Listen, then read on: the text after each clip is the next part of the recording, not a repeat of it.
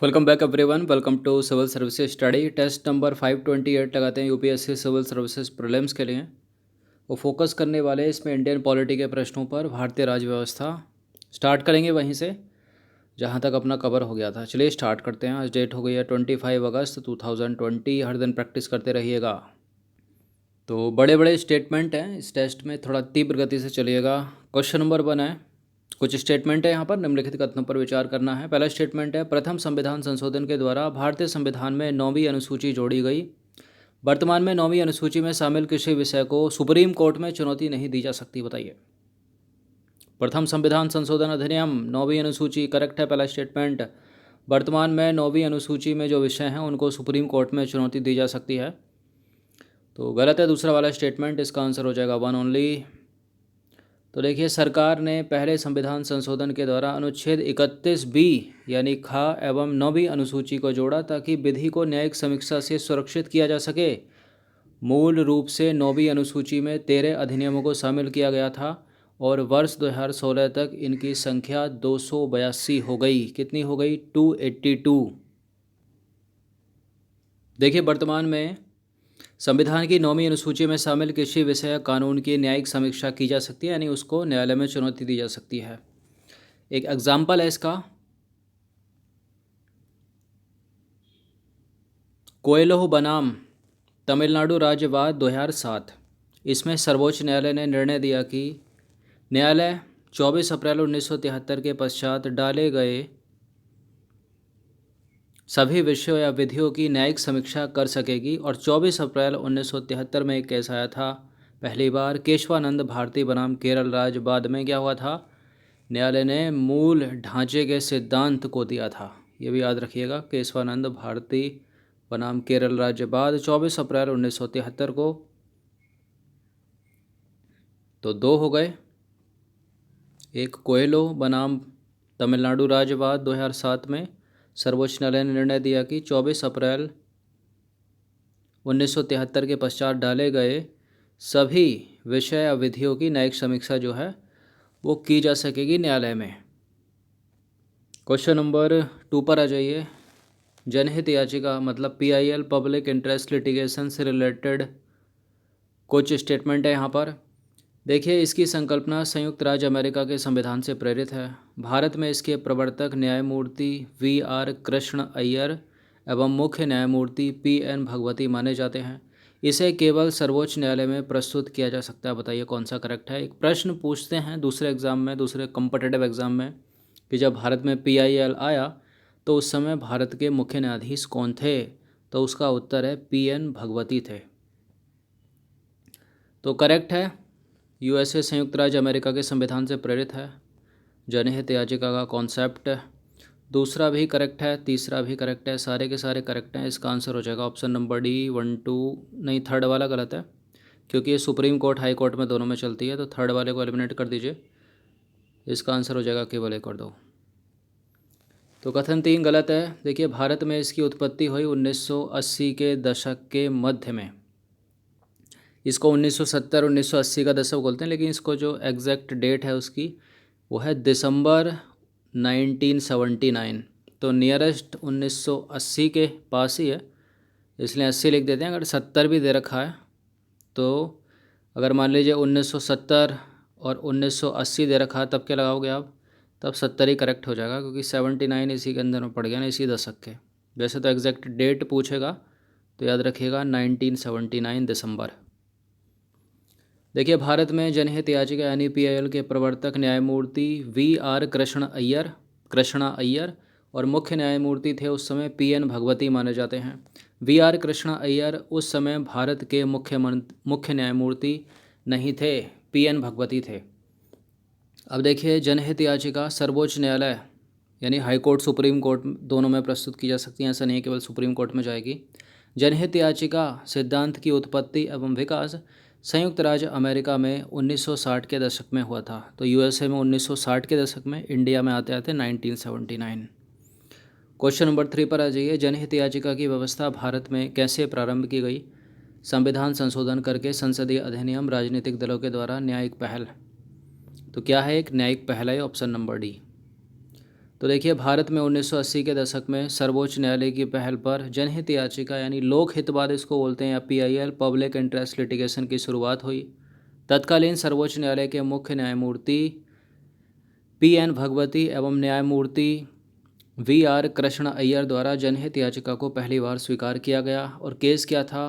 Peoples Union for Democratic Rights 1982 Asia worker case. Question number 4 पर आ जाइए। जनहित याचिका के संदर्भ में कौन सा सही है? जनहित याचिका को व्यक्तिगत हित के लिए इस्तेमाल नहीं किया जा सकता। कोई तृतीय पक्ष न्यायालय के समक्ष जनहित के मामले में प्रस्तुत कर सकता है।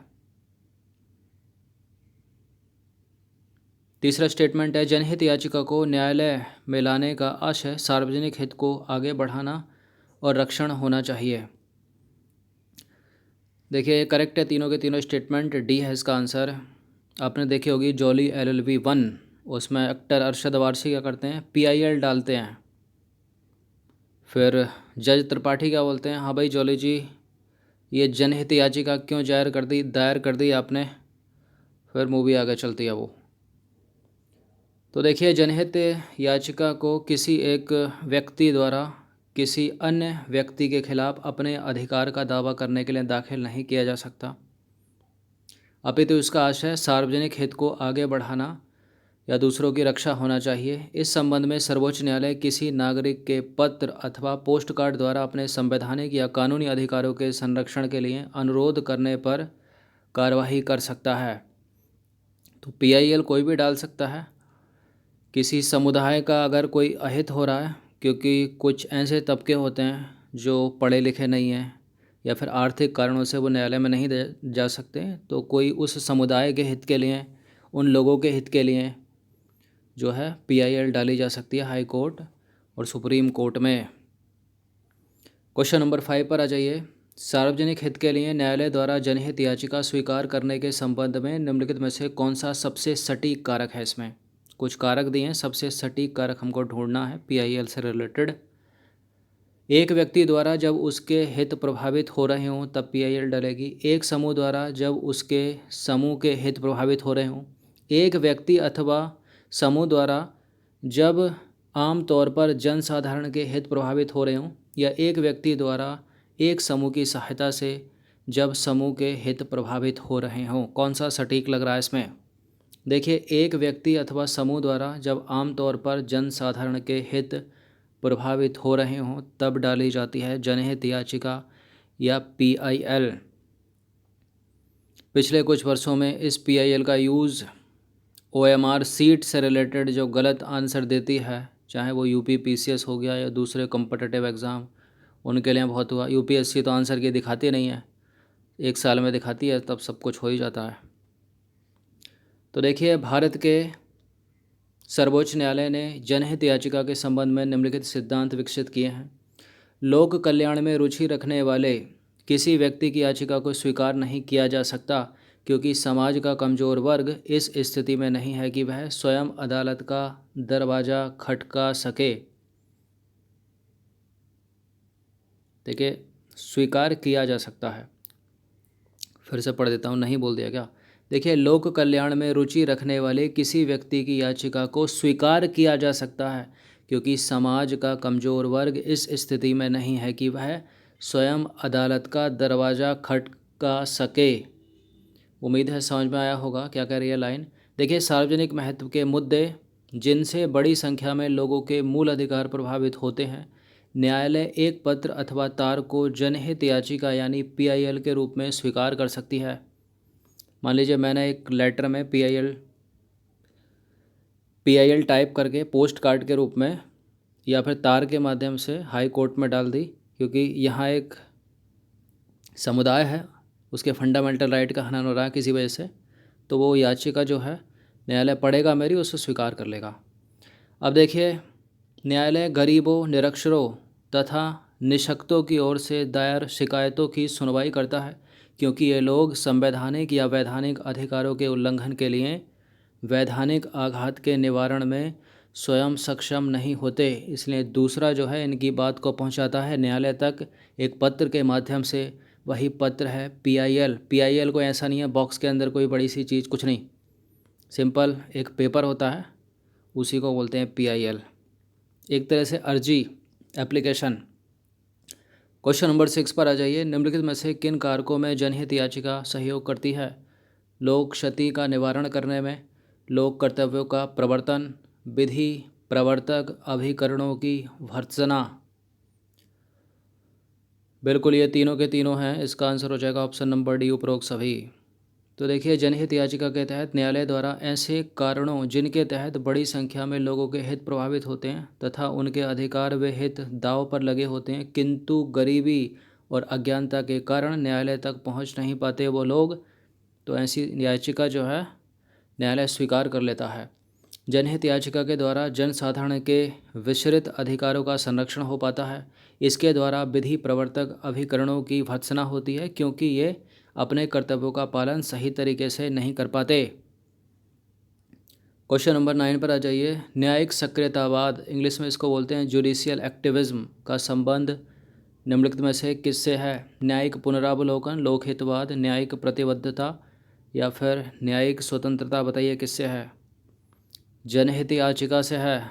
न्यायिक सक्रियतावाद या जुडिशियल एक्टिविज्म का संबंध यानी PIL से, यानी लोकहितवाद, ऑप्शन नंबर बी है इसका आंसर। तो देखिए, न्यायिक सक्रियतावाद का संबंध जनहित याचिका यानी लोकहितवाद से है। भारत में न्यायिक सक्रियता का सिद्धांत 1970 के दशक में आया। तो देखिए, कहीं 1970 लिखा मिलेगा आपको, कहीं 1980। जो डेट है वो 70 से 80 के बीच वाली है, दिसंबर 1979 वाली। क्वेश्चन नंबर 8 पर आ जाइए। निम्नलिखित में से किन न्यायाधीशों का संबंध भारत में न्यायिक सक्रियतावाद यानी जुडिशियल एक्टिविज्म से रहा है? देखिए, दो न्यायाधीशों के नाम तो आपने देखे थे, न्यायमूर्ति VR कृष्ण अय्यर और मुख्य न्यायमूर्ति थे उस समय PN भगवती। यहाँ एक और नाम मिल गया आपको, न्यायमूर्ति DA देसाई। तो क्या है इसका आंसर, पहला दूसरा? देखिए, पहला दूसरा और ये भी हैं, तीसरे भी, उपरोक्त सभी डी। तो उपरोक्त सभी का संबंध जुडिशियल एक्टिविज्म से रहा है, न्यायिक सक्रियतावाद से रहा है। भारत में न्यायिक सक्रियतावाद का विकास 1970 के दशक में हुआ। भारत में इसकी नींव न्यायमूर्ति VR कृष्ण अय्यर और न्यायमूर्ति PN भगवती, न्यायमूर्ति OP चिन्ना रेड्डी और न्यायमूर्ति DA देसाई के द्वारा रखी गई। इन चारों के नाम याद रखना, VR Krishna Iyer, PN Bhagwati, O Chinnappa Reddy, Chinnappa ये, और DA देसाई। क्वेश्चन नंबर 9 पर आ जाइए। भारत में न्यायिक सक्रियता के विषय में निम्नलिखित कथनों पर विचार करना और बताना कि कौन सा सही है। देखिए, यह मुख्यतः तब अस्तित्व में आता है जब विधानमंडल और सरकार के अधिशासी स्कंद संविधान के अंतर्गत अपने कर्तव्यों के निर्वहन में असफल होते हैं।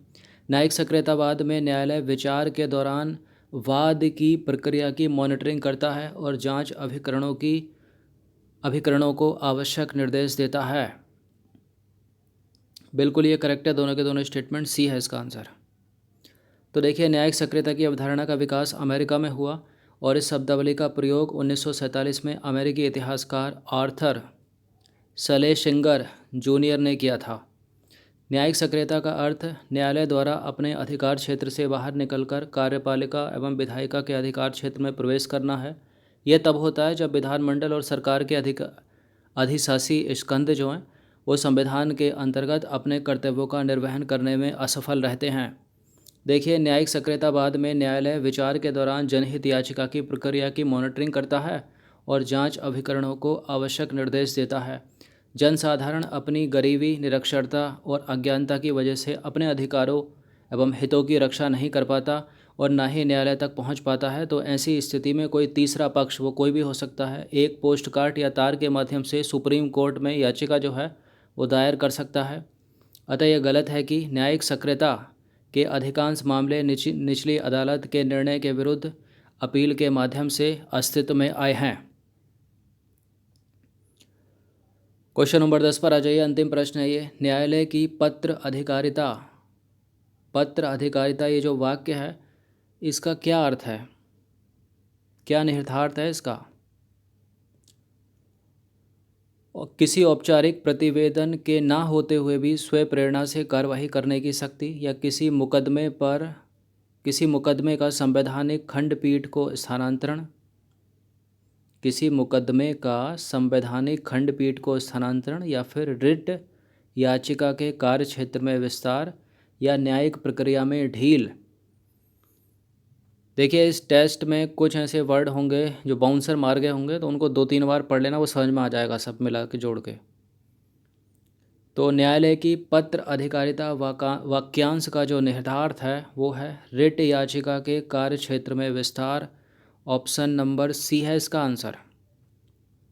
तो देखिए न्यायालय जनहित याचिका मामले में किसी तीसरे पक्ष के द्वारा भेजे गए पत्र को मान्यता देता है, जिसके कारण न्यायालय की रिट याचिका के कार्यक्षेत्र में विस्तार हुआ है।